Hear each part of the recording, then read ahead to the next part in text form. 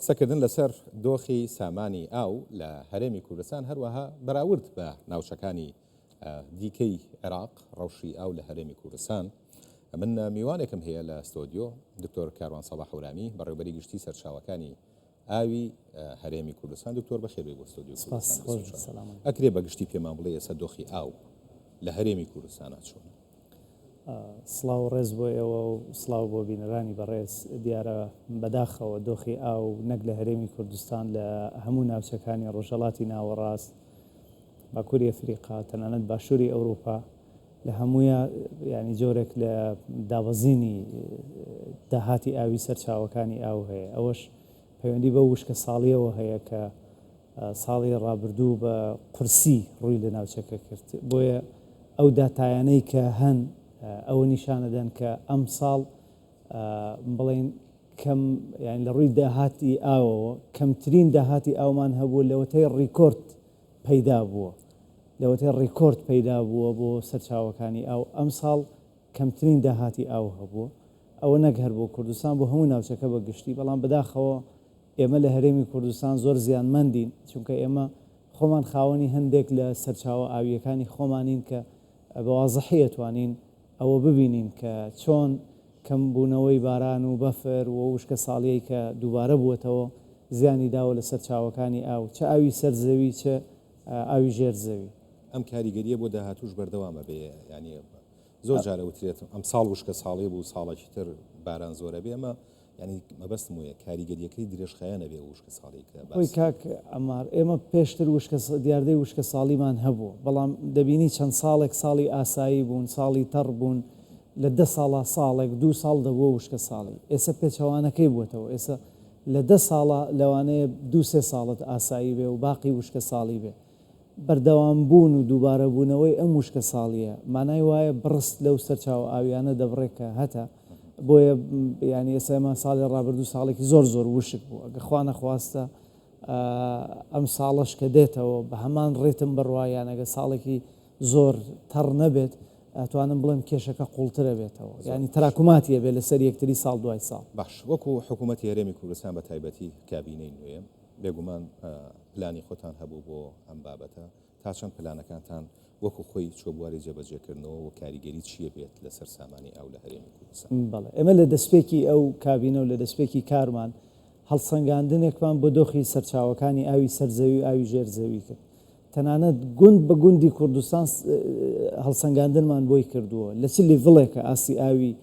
سەرزەوی، ئاسی ئاوی ژێرزەوی لە چه ئاستێکی مەترسیدایە. لەو لیڤڵە بۆمان دەرکەوت زیاتر لە 150 گوندەکانی ئێمە معڕەزن بۆ ئەوەی تووشی وشکی و تووشی کۆچ ببن لەبەر وشکی. تەحەدیەکی زۆر گەورە بوو بۆ ئێمە لە کابینەی نوێی حکوومەتی هەرێمی کوردستان. لەلایەکەوە ینی دووچاری کۆمەڵێک کێشە بووین کە وشکی لە کاتێکا و لافاویش هەر لە یەک کاتە و لە هەمان کاتە کەمی سەرچاوەکانی داهات کە لە بەردەستمان بوون و ئەو کێشە و گیر و گرفتانەی کە دروستەکرا بۆ خودی کابینەکە. بۆیە ئێمە لە هەڵسەنگاندنێکی دۆخەکەەوە دەستمان پێکرد و دوای ئەوەی ڕوئیا و تەسەوڕێکی وازەحمان بۆ دۆخەکە هەبوو و نەک لە ئێسەوە ئێمە تا 2035 ڕوئیامان هەیە کە دۆخەکە بەرەو کوێ دەڕوە. لەسەر ئەو بنەمایە ئێمە سیاسەتی ئاوی خۆمان داڕشتەوە، چه سیاسەتی ئاوی سەرزەوی چه سیاسەتی ئاوی ژێرزەوی.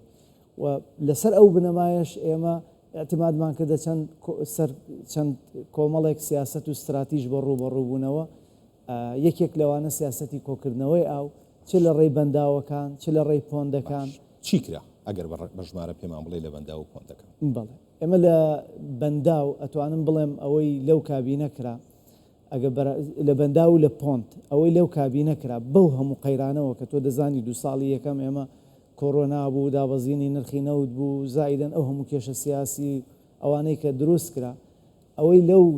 2-3 ساڵەی کابینەی نۆکرا یەکسانە بە 130 ئەوەی زیاتر لە 130 ئەوەی کە لە 30 ساڵدا کراوە. ئەوە تەنها لە بواری کۆکردنەوەی ئاوە، یعنی چونکە ئێمە تەماشا بکە ئێستا خاوەنی زیاتر لە 130 پۆندین، واتە ئاساییشی ئاو بۆ 130 گوند دابین کراوە لە ڕێ ئەو پۆندانەوە. 36 زیاتر لە 36 پۆند لە ژێر جێبەجێکردنان بەداخەوە قەیرانی دارایی و ئەو کێشانی کە بەغدا بەردەوام بۆمان دروستەکە زیانێکی گەورەی لەو هەنگاوانەی ئێمە داوە. لە ڕووی بەنداوەوە لە مێژووی حکومداری هەرێمی کوردستانە کابینەی بەنداوی گۆمەسپان گۆڕانکاریکی زۆر گەورە بوو لە حتا لە شێوازی دروستکردنی بەنداوەکە لەو مەتریاڵی کە بەکارهێنرا لە بەنداوەکە پێشتر ئەو بەنداوانەی کە دروست کراوە هەموو کەپاسیتیەکانیان 5 ئەو پەڕی 6 ملیۆن مەتر مکعب بوو بێت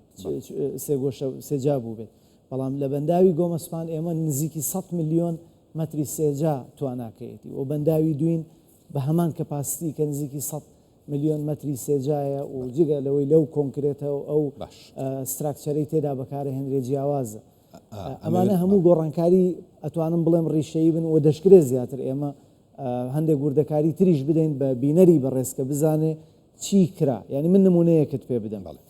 پۆندێک پێشتر بە 1 ملیار و 600 ملیۆن دینار دروست کراوە هەمان پۆند ئێستا کراوە بە 0.8 ملیار واتە بە نیوەی ئەو پارەی کە پێشتر دروست کراوە ئێستا هەمان پۆند دروستەکرێ و ئێمە بەوەش ناڕازین دەمانەوێت بیکەینە هێشتا بیکەینە نیوە طبعا ئەمەش ستێپ بای ستێپە خەتووە بە خەتووەیە بەڵام بۆ ئەوەی هاوڵاتی بزانێ مەسەلا تەنها بابەتەکارەوە نیە تۆ پرۆژە دەکەی بەڵکو تەنانەت لە شێوازی دروستکردنەکە لە تێچووی دروستکردنەکە لە هەموو ئەمانە گۆڕانکاری کراوە زۆر باشە چۆن هەوڵتان داوام پرۆژانە بە ینی بە شێوەیەکی یەکسان لە ناوچە جیاوازەکانی هەرێمی کوردستانە دروست بکەن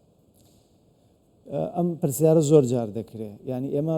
سەربەرزین و زۆر بەڕاشکاوی ژەڵین بۆ ئێمە هەموو گوندێکی کوردستان ماڵی خۆمانە هیچ جیاوازیەک لەو بارەیەوە نەکراوە وەکو یەک خزمەتی هەموویمان کردووە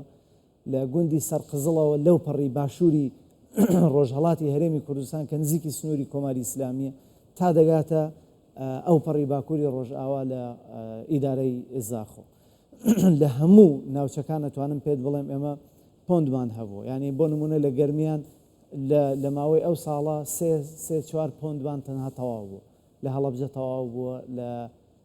قەرەداخ ئێستا کە قسە دەکەین لەژێر جێبەجێکردنایە لە چەمچەماڵ تەواو بووە لە کۆیە تەواو بووە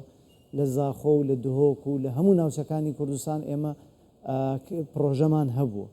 باوەڕ ناکەم پۆندێک لە شوێنێکی کوردستانەوە بۆمان هاتبێت کە لە ڕووی زانستیەوە کێشەی نەبوو بێت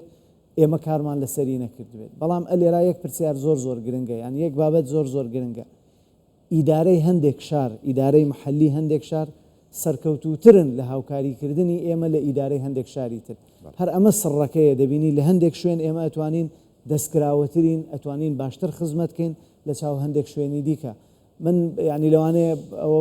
خۆشیش نەبێ ئەوە بڵێن بەڵام بۆ ئەوەی هاوڵاتیش مافی خۆیەتی بزانێ ئێمە لە هەندێک شوێن ئەسڵن کێشت بۆ دروستەکرێت کاتێک دەتەوێت خزمەتی خەڵکی شوێنەکە بکەیت تۆش وەکو مؤسسەیەک ئێمە لە سەراستی کوردستان کارەکەین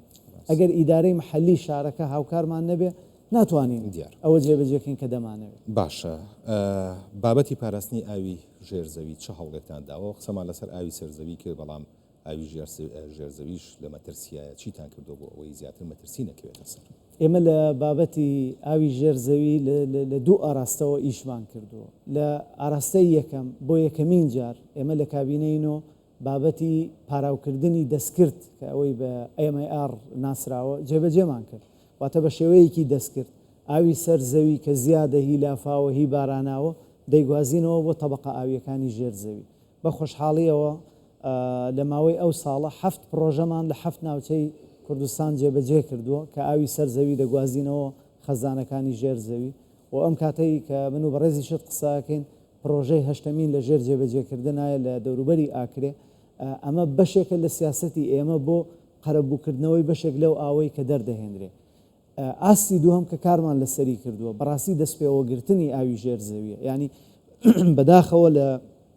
کۆمەلگای ئێمە وەکو پێویست ڕێزی ئاوی ژێرزەوی ناگیرێ و بەهەدەردانێکی زۆر خراپ هەبووە لە ئاوی ژێرزەوی ئێمە کارمان کرد لەسەر ئەوەی خودی ڕێنمایی پێدانی مۆڵەتی بیر نوێ بکەینەوە و ئێستا لە ژێر دەستمانایە بۆ نوێکردنەوە